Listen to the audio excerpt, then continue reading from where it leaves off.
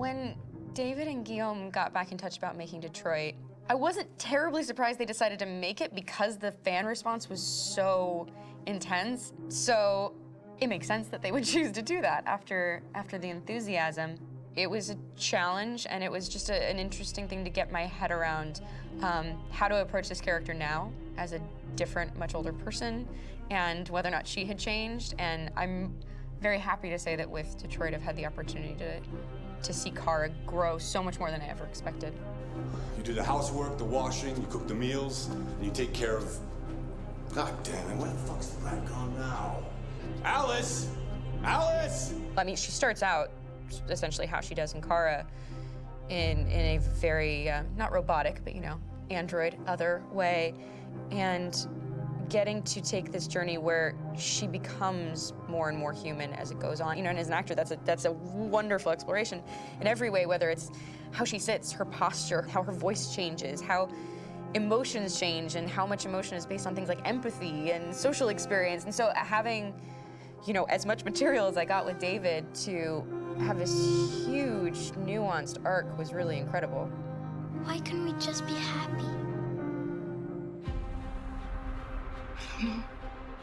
This experience has been quite different than the experiences I've had shooting film or TV or doing theater work. I have 83 dots on my face and a really flattering black wetsuit type thing, and you're jumping around with props, and it's kind of like being a 10-year-old imaginative kid, which is fun. There's 80 cameras around us. It's already lit. So we just shoot and shoot and shoot and shoot and shoot. There's no change of sets, there's no hair and makeup, there's no wardrobe, so we move really fast, and we'll go through about 35 pages in a day. Working in TV or film, we'll probably do 6 pages a day. It's kind of acting boot camp. It's like working out constantly. I mean, you're doing this thing, and then you got to do something that's completely other back to back to back. And so that kind of process of working is very challenging, but it's also very exciting because you just have to keep coming up with new ideas, and your head goes all over the place because you're trying to keep track of basically 4 different storylines for each different response. You shot that girl, for fuck's sake. It was a machine that looked like a girl. Yeah, I know what I should have done. I just told you I couldn't. All right, I'm sorry. The fact that David Cade, he's telling like many stories interwoven from beginning to end is super complicated and super impressive, and I have no idea how he keeps it all in his head. He's not just the writer or the director who's seeing this from the outside eye, he's also thinking about the player walking through this space. You know, only somebody who really, really loves not the work, but like these characters and these stories and cares about doing something meaningful would invest that much in it. And it's always inspiring to work with somebody who cares that much. My experience with motion capture is this one. And I found it sort of terrifying in a way because they said the computer's going to build you. But then as we got into it, I realized all the elements of it were still artistic. I just dipped into a really brilliant setup here. I've never seen anything like it. And this won't turn me into a product because I was playing a character.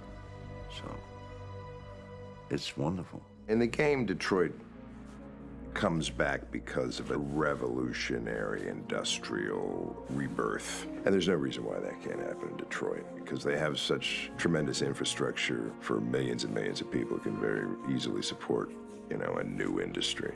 The city is really strong and resilient, but the city has also been through so much. You see the damage. But it takes that time of kind of rebuilding and reinvesting into the city that I think is happening slowly but surely. The potential of Detroit as a city is something that this game does a lot of justice to, because it would be easy to look at Detroit as some place that used to be, and that's not the case. This game provokes a lot of conversation and reflection on our potential near-future engagement with machines. That's what we are to them.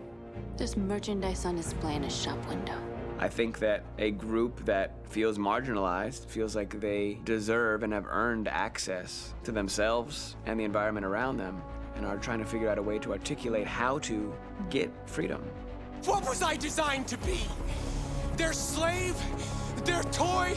It plays with your comfort levels. You think that this is fine, you're comfortable with it, until something blurs the line and throws you off, and now Do I feel differently about whether this should be allowed? Should it be banned? Should it be encouraged? You're gonna ruin our lives, and for what?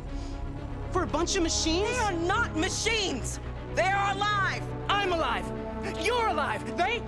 They're nothing! There are lots of comparable comparisons to any type of persecution of religion, race, etc., dating way back. It can't just be a video game where you shoot 'em up or where people make these choices to do whatever. I think that's the whole point. You have the choice, and you can either choose to go in one direction with your character or another. And I think that's going to be very telling about the gamer. Very telling. I think there's going to be a really strong reaction to this game, which has such a strong perspective. I'm that much more proud of it now to get to be a part of it because it's important.